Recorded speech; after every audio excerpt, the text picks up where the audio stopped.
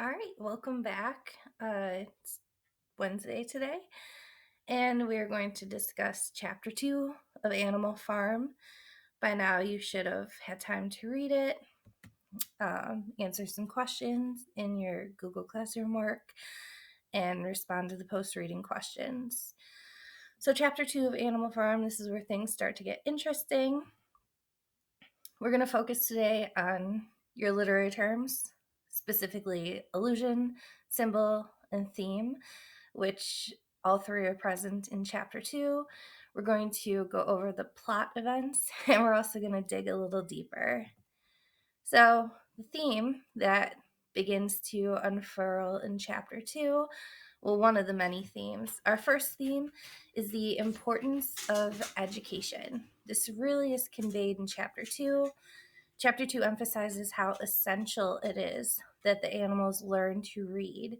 Reading in real life and in the story is equivalent to thinking, and independent thought liberates one from the mental confines of servitude.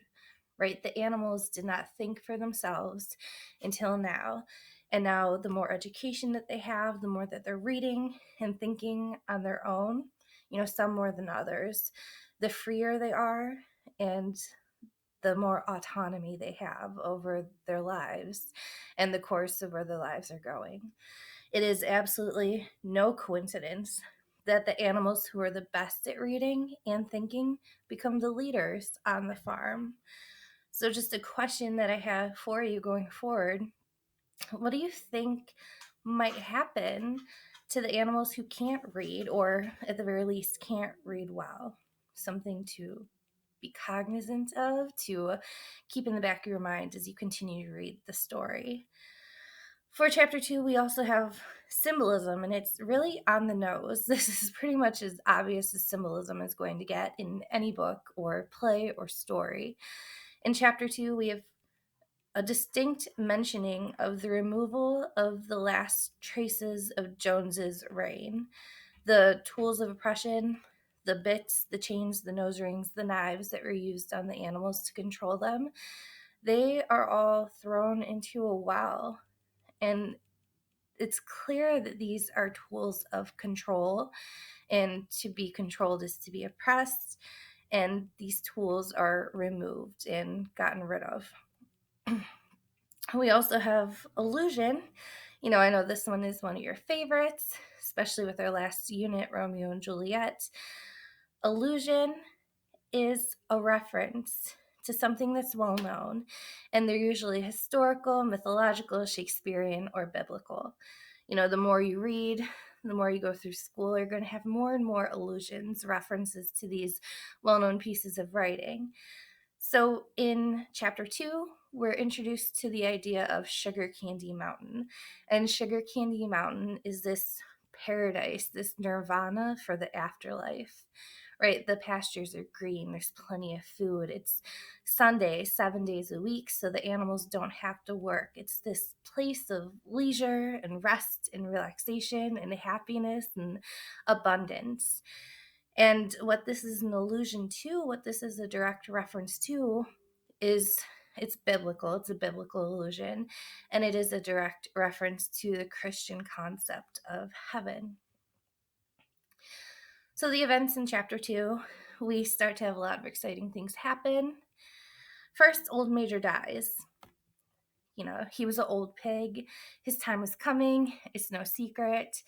And really 3 days after they had their first meeting in the barn, Old Major passes away.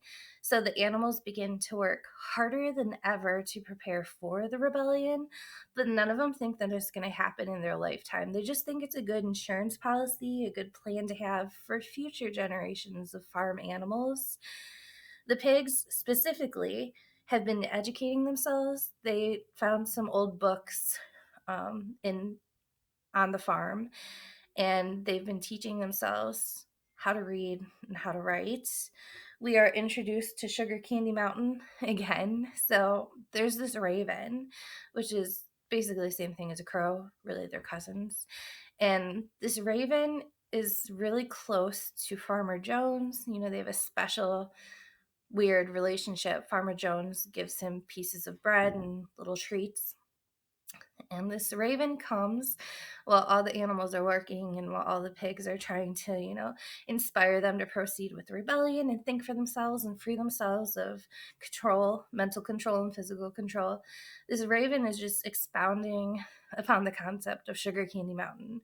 Like, hey, I know it's tough now.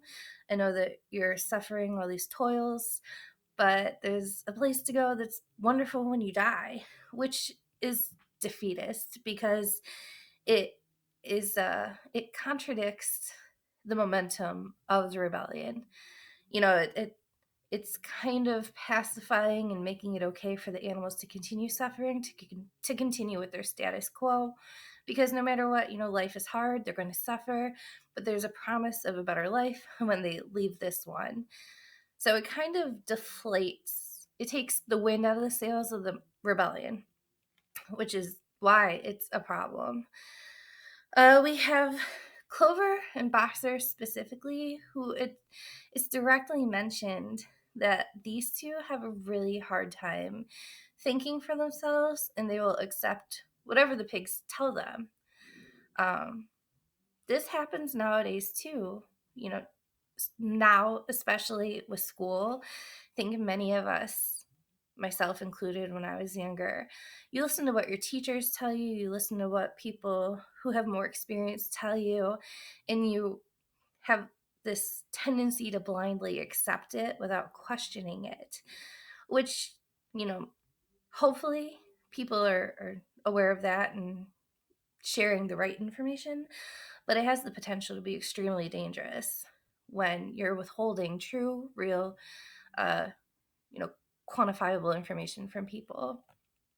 And lastly, for this portion of the events, we kind of spur on the accidental rebellion. Nobody was planning for it to happen, but there's been a series of events on the farm that are really putting the animals in a tough position. Farmer Jones has been gambling and it hasn't been going so well. So he's been spending a lot of time at the local bar getting drunker than ever.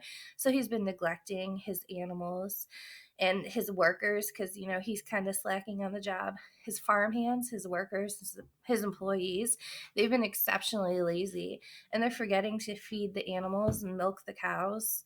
So the animals are starving and you have to milk a cow, otherwise their udders burst. So, desperate times call for desperate measures, and they break into the store shed and they help themselves to the food, and it kind of turns into this wild event, and the humans get scared off, because the animals have had it. This is the rebellion now. It's happening. It wasn't planned, but it is going on. The humans all run away from the farm out of fear because all these animals are in a frenzy. It looks like chaos. It's a little dangerous. The farm belongs to the animals now. It happened. The surprise rebellion happened.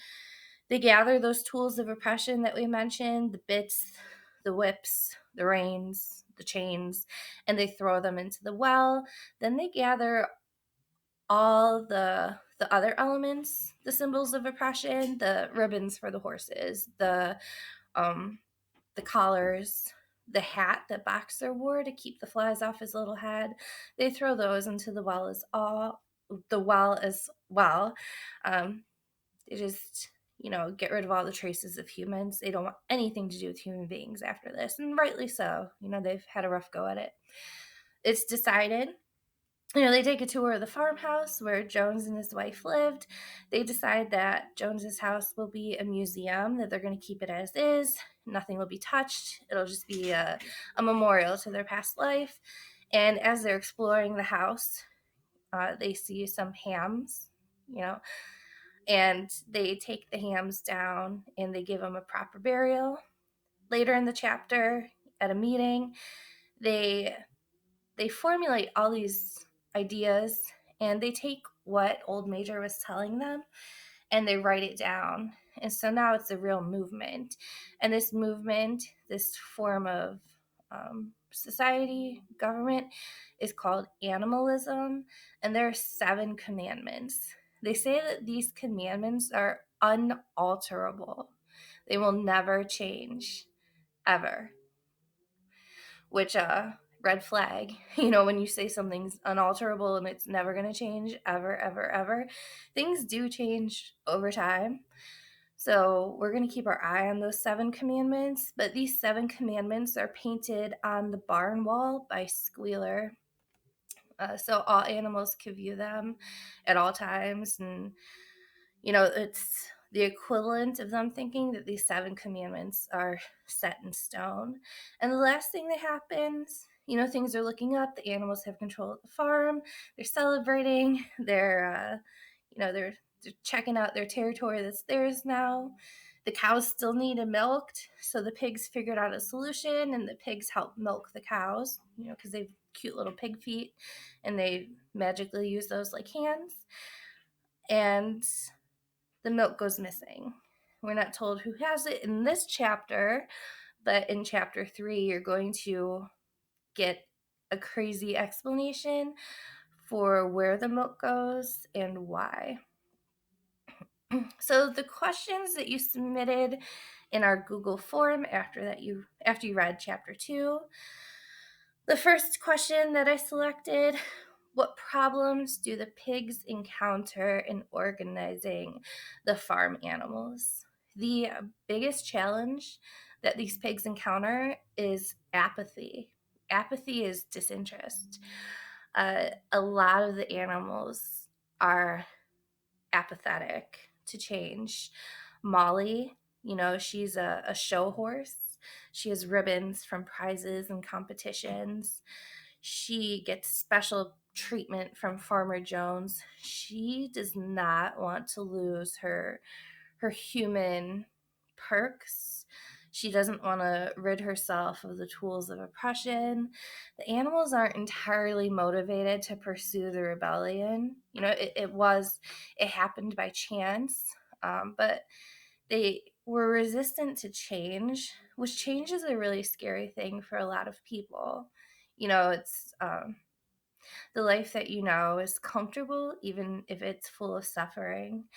And the idea of an entirely new life could be very frightening for humans and animals, in this story and in real life. Why did Old Major die? He was old.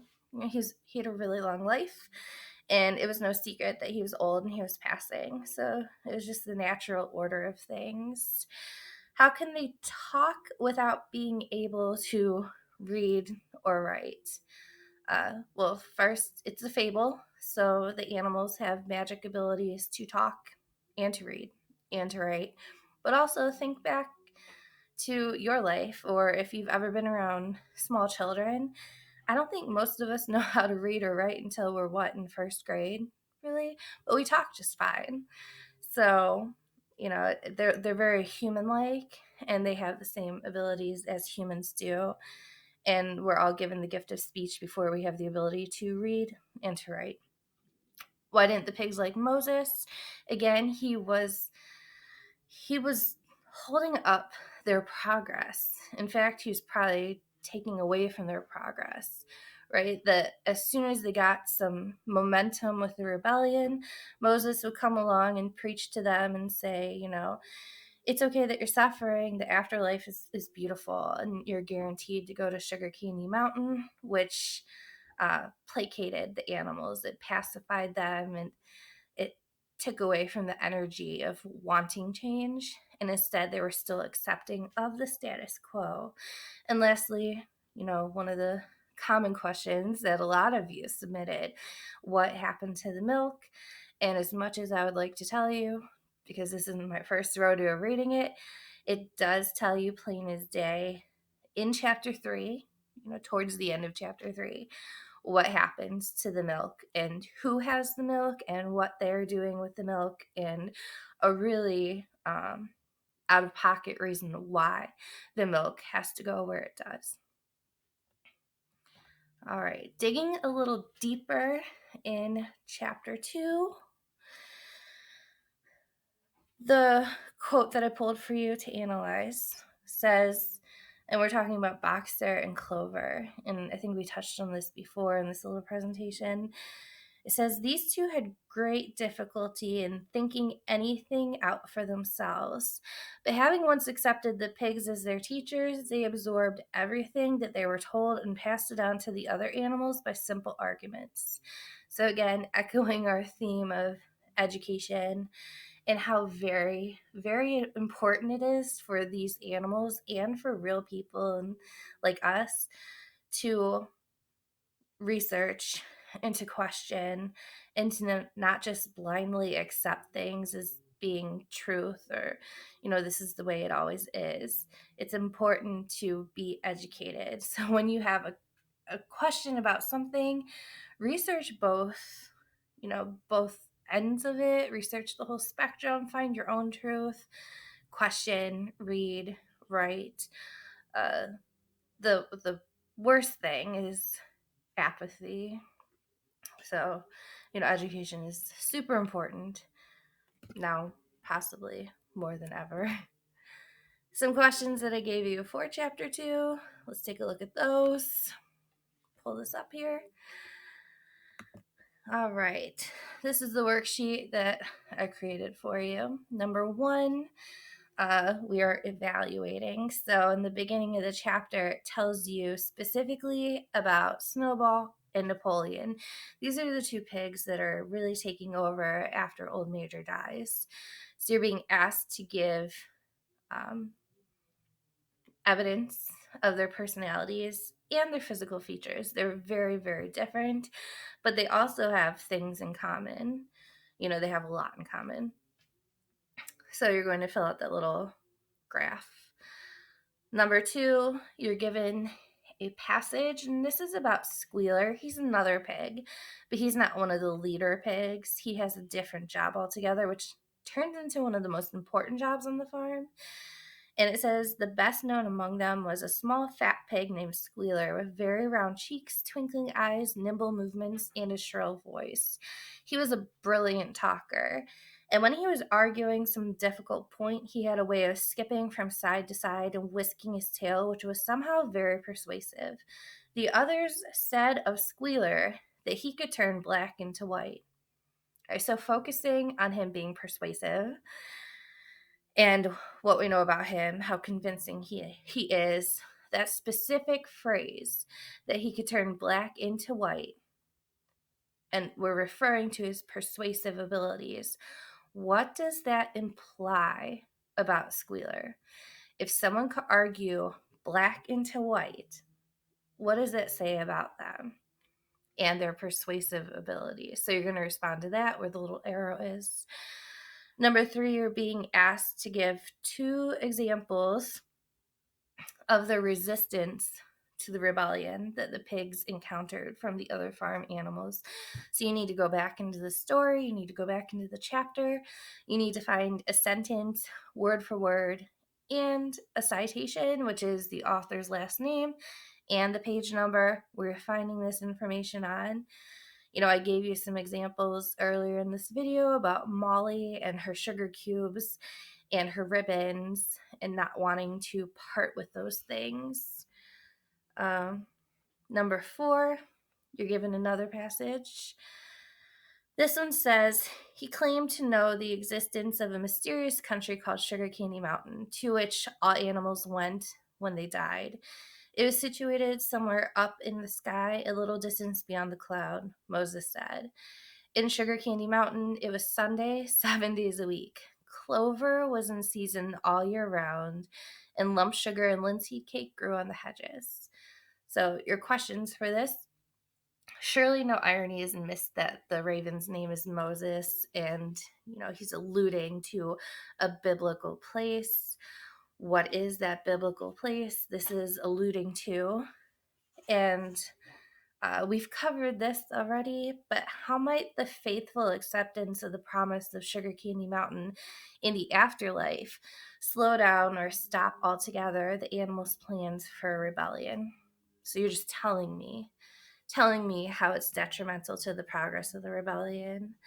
Number 5, just to recap, you're just summarizing in your own words what events in this chapter accidentally triggered the rebellion and unintentionally set the animal's plan in motion? What was the last straw that forced the animal's hands into this rebellion? And last but not least, you're guessing. I do not want you to read chapter 3 to answer this. I want you to make an assumption. I want you to just take a wild guess. Who do you think took the milk from the cows? Who do you think took the milk, and why? Why do you think they took it? So, just some questions to answer. And while I still have you on here, if you're watching, hopefully you are, I just want to show you all the things that are in our Google Classroom. I tried telling you yesterday, I'm going to echo it again today. This week and going forward, the completion of your work for every class, you need to do something and complete it in every class. That is your attendance. That's how we're making sure that you're getting the hours that are required to be eligible for graduation, because you have to be in school for so many hours in order to graduate, and you can't really make those hours up. So you have to be turning work in to all your teachers in all your classes. I tried to make this as user-friendly as possible by color coding things. The big assignments, they have stars in front of them, and posting videos. There's post-reading activities. We're switching now since we're all doing the same book. We're all reading the same story at the same time. Your answers for the questions that go along with each chapter, I'm looking for accuracy and not just completion. So, the book is so short, the chapters are so short. I need you to have the correct answers. And, if you're trying to Google and copy and paste an answer, it doesn't fit. I'm making these worksheets from scratch, and whatever gem you find out there, either you're going to have to alter it, or it's just clearly not going to fit the question that I'm asking you. So that's just a little heads up. There's really no shortcuts with it. Again, our work, and a lot of you, really, I think 81 is the magic number I've been getting. 81 out of 118. 81 of you are doing everything. And I'm so appreciative, and, you're doing great work. There's, roughly 20 some of you that are really off the grid, and I don't know where you've been. You got to turn that stuff in. So if you're watching that and you're one of those ones that haven't turned anything in, you need to get your work in. All right. If you have any questions, feel free to email me. There's a little link in our Google Classroom. Let me show you. It's in the header here, and it's a Google Meet link. Now, I'm not saying I'm available 24 hours a day, but every morning I'm available for a office hour visit if you want to, click on the link and video chat while I'm drinking my coffee in the morning. Or, if you have a question, you could take your chances and click on it later in the day. I'm usually close to my computer, if not working on it, till 3, but lately it's been later. So if you want to chat in person, via camera, click on the link right here. Otherwise, send the email, and I'll get back to you as soon as possible. So that's it. Hopefully you did your chapter 2 stuff. You have chapter 3 to read. We're going to stop this week with chapter 4. So that's as far as we're going to get, because I want to give a catch-up day. So Friday's just going to be a catch-up day. But, happy reading. And make sure that you're actually reading and responding with your own authentic answers to the worksheets. All right. Bye.